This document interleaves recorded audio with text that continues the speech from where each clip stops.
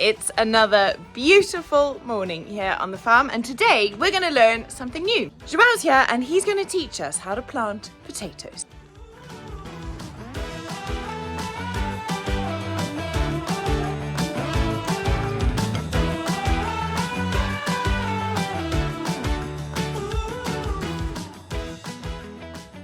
So, Joao, how long until we can harvest these potatoes? 3 months. 3 months. Yeah. Okay. Can I cut that one into 3? Or just 2? Just 2. Okay. Just 2. So what we're doing here is each potato has got a growth on it, you can see, and a sprout. And what we're doing is we're chopping them. Any of them that have got 2 sprouts, we're cutting in half. Like that one. Therefore, doubling what we're going to get. Which is pretty smart, I'd say. So the plan today is to prepare these seed potatoes, I think they're called. And then we'll take the seed potatoes up to the garden. Are you ready with the water, Crusoe? Yeah. Yeah, and then we'll go and plant them, won't we? Mm-hmm. Brilliant. I'm excited. Yeah. Crusoe's especially excited. He loves chips. That is a lot of potatoes. So, Joao was saying to plant potatoes, we need 2 people. Come and show us how it's done, Joao. Let's do it. I lost one.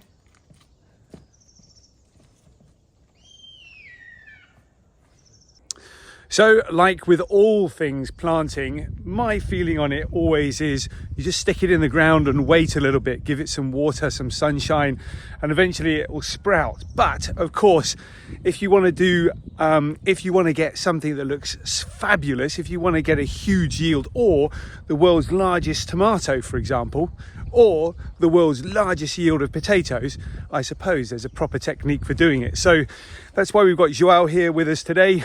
He's going to be showing us exactly what we need to be doing. He's been doing this with his dad for years and years and years. And so let's get planting, I suppose. I'm excited for this one. 3 months from now, we're going to be having our very own homemade chips. I can see Tara chopping them up right now. Are you excited, buddy?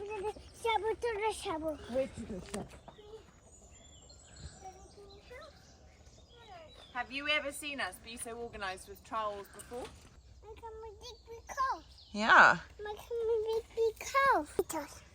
Plant the potatoes. Oh, Crusoe's getting a head start. Did you plant a potato, buddy? Well done. Now what happens? Good job, my boy. I have a feeling that in 3 months we're going to have potatoes popping up in all sorts of random places that Crusoe's hidden. Something of an Easter egg potato hunt to come. Next one's going in over there. And another one over there.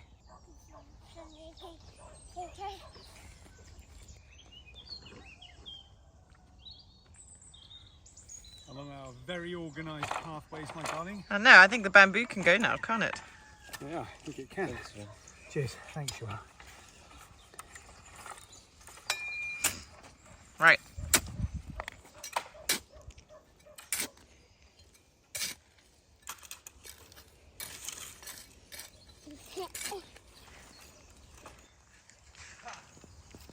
Just like that.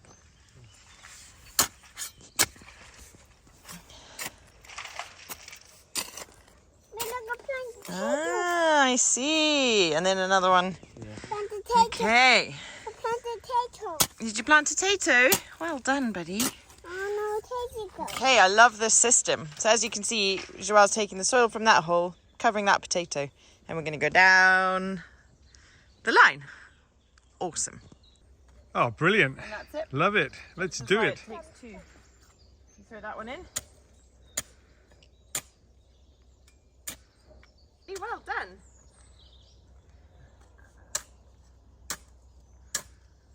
That's so cool. Next one. That's it. Good work.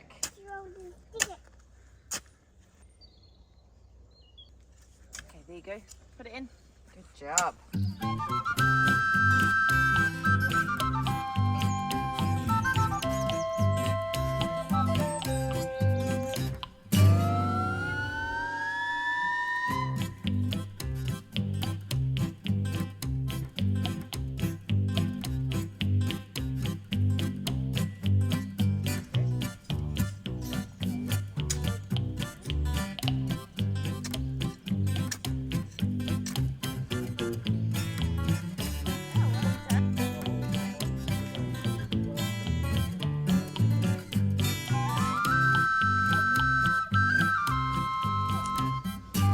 what I really love about this is there's obviously a system here. And like Tara just said, if Joao and Armando were doing this, they would have probably had the whole bucket and the crate done by now, half of a field. But here we are with Crusoe, and of course we like to include Crusoe in almost everything that we do here on the farm. So Crusoe's getting stuck in.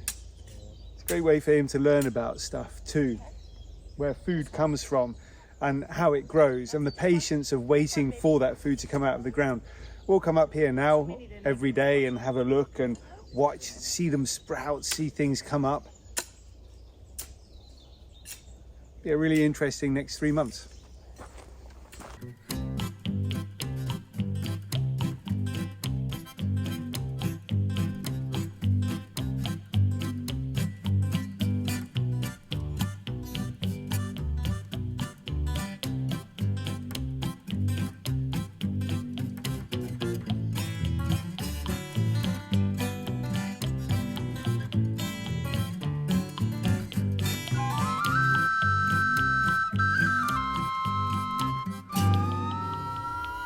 So love, I think, I'm pretty sure my line has been rather wiggly. Okay. So I think you should do the next row, because Joao's are going to come up all nice and tidy. Yeah. Mine are going to be wiggly, and let's test your digging ability. Okay. Come on, buddy. Mummy's got to do a few more. Okay? And you got to go that way.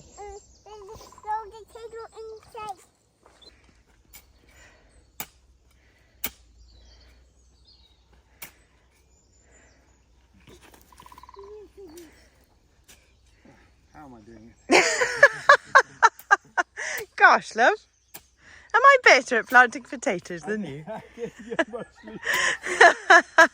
John was on soya duty, so that's what happens. Your potato planting gets all a little bit backwards.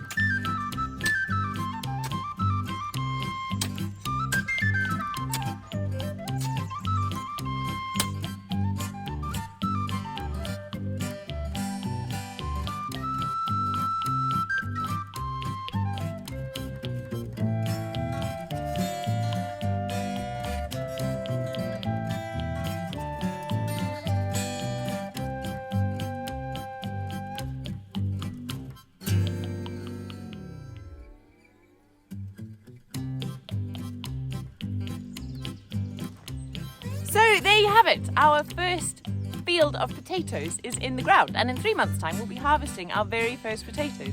This is just so exciting. I can't believe that this is what our life is doing at the moment. Anyway, the seemingly never-ending project of the tiny house continues. So John's going to go off and carry on with that, even though he'd much rather be outside planting things. But can't always do what we want to do. Sometimes you've got to do what you need to do. I am going to go and get some nasturtium and magnolia seeds into trays so that we can start getting those seedlings going. My dream for this garden is that it's not so kind of monoculture-y. I really want to start spreading things out, mixing things up, getting a lot of kind of natural pesticides like, not magnolias, sorry, marigolds. Things like marigolds and nasturtiums into the ground in amongst the vegetables, so that we can start looking after the veggies, but also making sure that we have lots of diversity in our garden, lots of things to attract the pollinators, and we don't get, you know, too kind of monoculture-y. So that's my plan.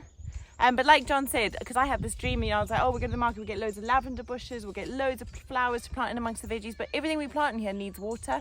Now, if you've been watching for a while, you'll know last year we ran out of water. So we are keeping an eye on what we need to do about water, and what kind of, we're very interested to see how this year plays out now that we have so much more requiring water, to see if we run out again or what's going to happen. But in the next few weeks, we are starting on an enormous water storage project. So watch this space. It's pretty exciting.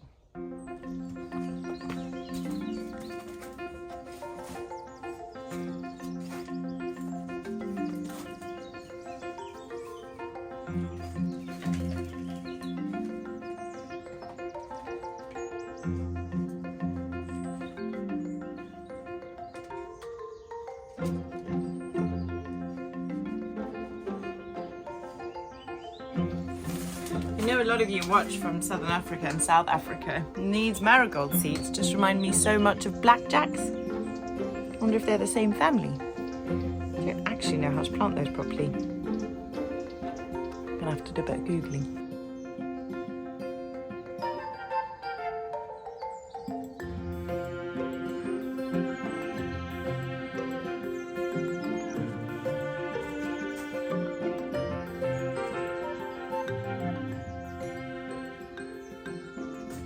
Something that's kind of occurred to me recently, which is like, I don't know, I think it's because the way we shop and the way our like world is set up, that you buy a packet of something and you kind of use all of it. With seeds, in my head you like bought a bag of cucumbers, right, and you planted all the seeds in that packet because you kind of assumed that in that packet was as many cucumbers as you would need. But you look at how many seeds have come in that bag of marigolds. I mean, it's masses. Look, I've just put them everywhere now. But I don't need to plant the whole packet. And I was talking to a friend about it the other day, Kayla from the Scottish, who I know lots of you watch. And we were saying how she did the same, you know, planted a whole bag of cucumber seeds when we bought the bag. But actually in hindsight realises that what you're meant to do is just plant a few, and then a few weeks later plant a few more, and a few weeks later or months, whatever it is, plant a few more, so that you kind of have this staggered growth and staggered harvesting. And also don't get overwhelmed with produce, because if I planted that whole packet of marigolds, we would have so many marigolds, little seedlings, which is kind of the problem I'm having at the minute with beetroot. Having planted an entire seed pack of beetroot. So these things, you know, when I say them out loud, I feel like they're so obvious, and you all watch and must be like, well, of course you don't do that. But I hope it's okay that I just share our learnings as we go along, because it might be something new for somebody out there. And for me to look back on one day and be like, gosh, remember the days when you used to plant the whole packet of seeds? You know, look how far you've come. When I'm some kind of vegetable gardening expert. Who knows if I'll ever be an expert, but anyway. What's really sweet is Crusoe's gone off with Joao to get some lettuces from their farm. Which is so nice because he doesn't usually go off without us. Doesn't ever really spend any time without mum and dad. So I really love that he's brave enough and trusts Joao enough to go off with him to his house. And their house is not far from us, and we really appreciate this community that we've moved into, knowing that our children will be kind of loved and looked after by the neighbours as well. It's kind of the perfect setup really when you've got kids. So we're very grateful. What I did buy recently was a box of labels, because if you've been watching for a while, you know that we've had an issue with labelling. So what are these again? Marigolds. I keep calling them magnolias. Fifi's outside the chicken. I think he's eating my strawberries. Fifi! What's he doing? Right. What you up to, Fifs? Hey? What are you up to? Hello, my boy. You are very handsome. You are very handsome, Fifi. Quite the amazing cockerel, Fifi. And I'm not sure if it's because he was kind of raised so nicely by Bee. But he really kind of reacts to my presence. When I come down from the house, he kind of dances along the fence when I'm coming. Often I'm coming with food, so I think it's probably a lot of food. But he'll follow me around as well. So he'll follow me if I walk to the house, he follows me. This morning when I came and let the chickens out, he did a dance for me. Like he put his wing out and he did a little dance and stuff. So it's really sweet. And I'm like enjoying having him around, because he doesn't do it with John. He only does it with me. And when he hears my voice, he comes running. And I'm pretty sure it's because Bee was just so lovely to him when he was little. So he knows that ladies' voices often mean food, treats and love. So thanks, Bee. Right, I definitely have a finite amount of time left. I can hear Crusoe coming back from Joao's, but also Sawyer's going to wake up any minute. So I'm just going to get some nasturtiums in. I'm going to plant them into these old tomato trays. I've got 2 of those and an egg box. And yeah, just finish up with the planting for the day. What a lovely way to start a day. Also, can we have a moment of appreciation for my beautiful African prayer flags given to me by a very old friend? And I've been desperately thinking, where on earth can I put them? Because I don't want them to get ruined. But in the greenhouse seems like a lovely place. So they make me happy and make me think of home every time I walk in here.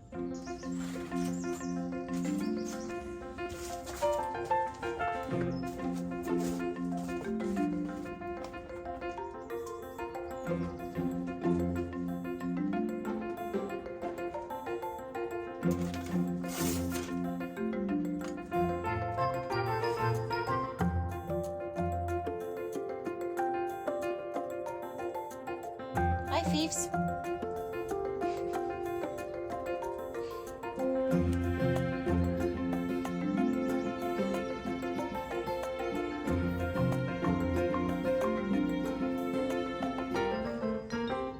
I can hear Crusoe coming back with Joao. What have you got, buddy? Lettuce? Did you pick lettuce with Joao? And you put them in a bag? Well done. Oh, the chicken's going to eat that one. Obrigada, Joao. Is that for Fifi or for Mum? Wow. Is that a nettle? Yeah, just put it round somewhere. Yes. Is it? Thank you, my baby. Cool. Is that for the chicken?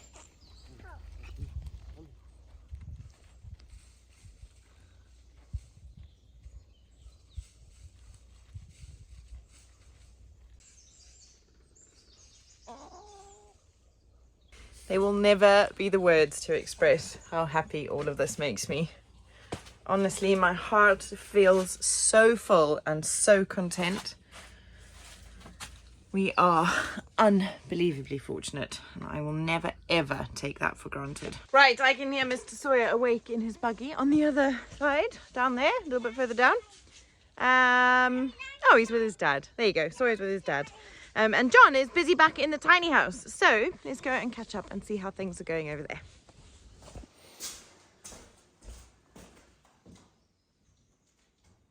Okay. Well, Crusoe carries his chair to look at the chickens. I will introduce today's tiny house project. We are going to be filling in the gaps around these windows and making it all nice and clean and tidy. A couple of ways you could do that. You could whack a bunch of cement in it, cement it up, sharpen the edges off, job's good. Or, as I quite like, to soften a room, we can put a piece of wood around here and a nice wooden frame. So the plan is to put a wooden frame around both of the windows today and see where we go from there. Let's crack on.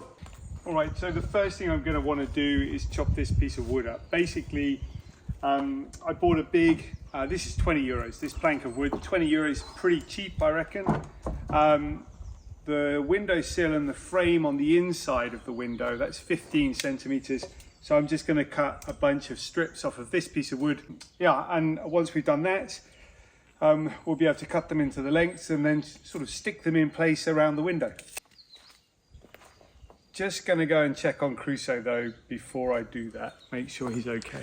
Very often Crusoe has these grand ideas and plans of what he's going to do with his little day. He's such a busy boy, he's here, there and everywhere, and Tara and I are pretty relaxed with him walking around the farm now. We watched him every day, and when we see how he negotiates his way around, how he I can see him, he's looking at me. I mean, he's just pretty good with most of the farm. There's nowhere that's particularly dangerous for him either. So by the looks of things, he's trying to chop down a tree. Let's go and have a look. Hey Crusoe, what are you doing? You're cutting the tree? Where did you put your chair?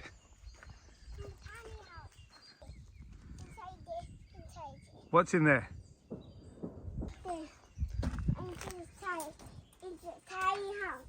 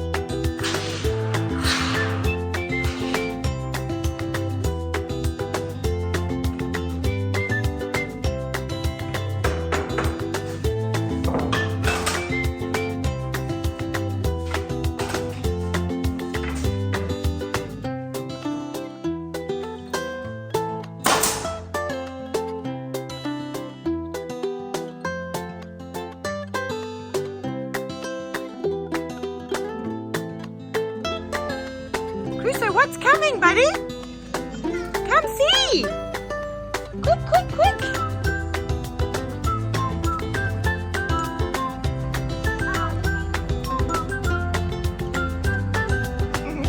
Look at the big digger, buddy. Do you want to go say hi to the digger? Look at the big digger. Oh, it's a big digger, isn't it? It's Mario. Okay, is he going to fit through there? I thought he was going around the back. I think.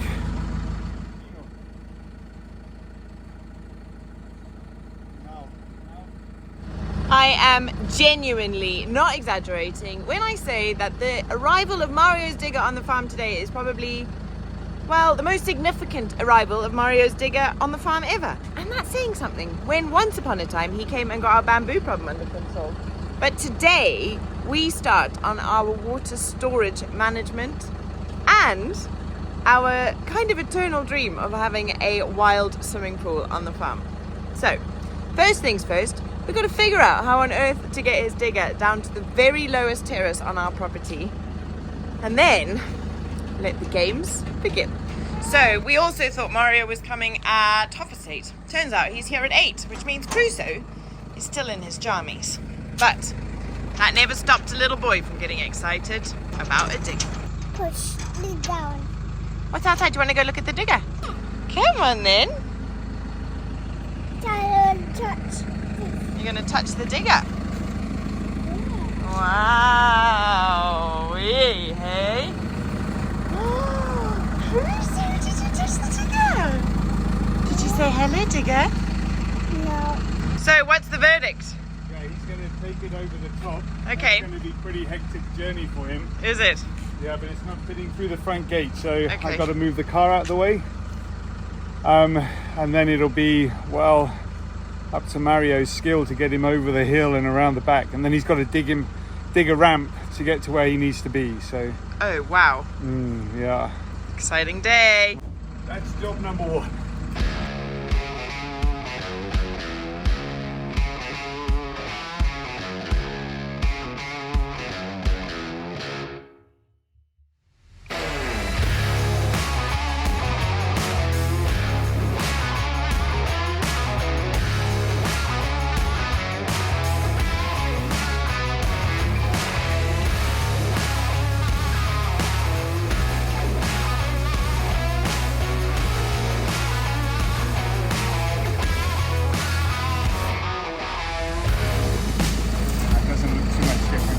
No, it's all right.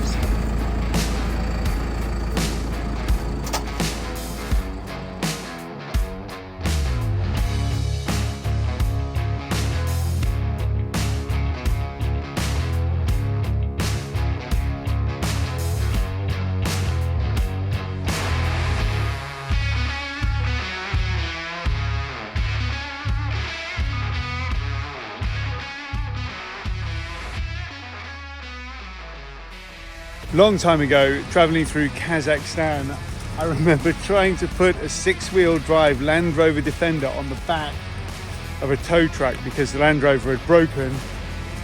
And the tow truck was like this. It was really gnarly. Eventually we took it off and towed it. But that right there reminded me of my moment in Kazakhstan with the, with the tow truck. He's such a good driver, Mario, I tell you.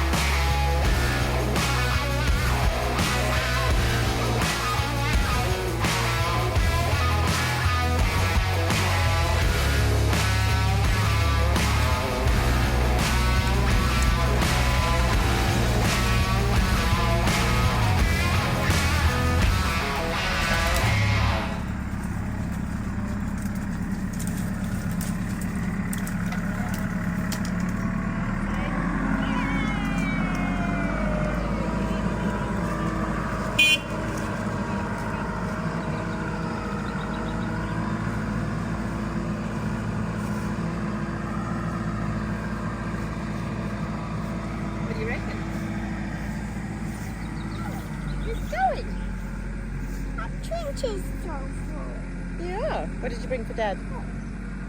Oh, you got me some peas. Thanks, buddy. This, everybody, is our first harvest. And it is delicious. Very sweet. So Mario is taking a short break at the moment, but he'll be back a little bit later. Busy. Got bad news for you folks. Yeah. We're not going to tell you what he's doing this week. No, we're not. We've run out of time on this episode. It's been such a busy episode. We've just run out of time. So tune in on Wednesday to find out what we're doing with Mario's big digger. And how it's all gone. Yeah, I'll give you a little bit of a sneak preview on that. It's gone very, very well. Super exciting. Or at least it's going very well anyway. Yeah. Anyway, thank you so much for watching. As always, it means the world to us. And if you've enjoyed the video, please hit the thumbs up, leave us a comment and let us know what you think. Subscribe if you haven't already. And we'll see you on Wednesday. See you on Wednesday. Bye. Bye. Oh, wait. Remember, be brave. Big. Explore. Cheers, folks. Cheers, folks.